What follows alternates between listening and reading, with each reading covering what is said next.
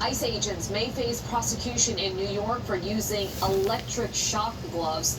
That was just one of many headlines that came out of a big news conference with the governor, mayor, and attorney general all taking aim at several new Trump administration deportation policies. PIX11's political reporter Henry Rossoff breaking it all down for us tonight.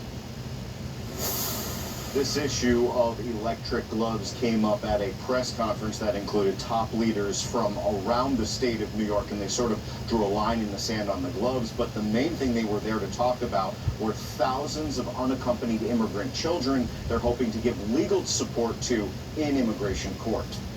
Of course we are outraged, and in the event that a New Yorker is injured as a result of these gloves, obviously there will be a private right of action as well as action from the state of New York. You cannot trample on someone's constitutional rights, and you cannot cause them undue harm, and you will be held accountable. Both New York Governor Kathy Hochul and Attorney General Letitia James say ICE agents who may use electric shock gloves to make immigration arrests in New York could face prosecution.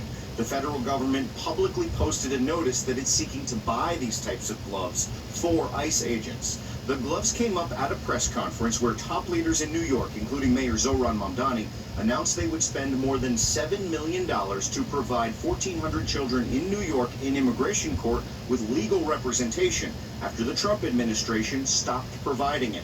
They say many of these children face immigration court alone because their parents were deported. What could be less American than depriving those within our justice system the fundamental right to due process? What is more antithetical to our values than targeting defenseless children? The mayor, governor, and attorney general, flanked by immigration advocates, also expressed concern about an uptick in ICE enforcement in New York City. They brought with them Linda Wolf, who says she was pepper sprayed by ICE agents while recording and protesting them in Upper Manhattan. I was speaking out that day because I care about the safety of the people that are being, my fellow New Yorkers, that are being snatched up off the street.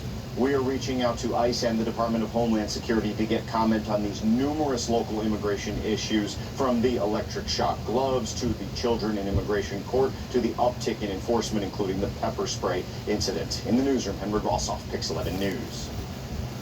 New attempt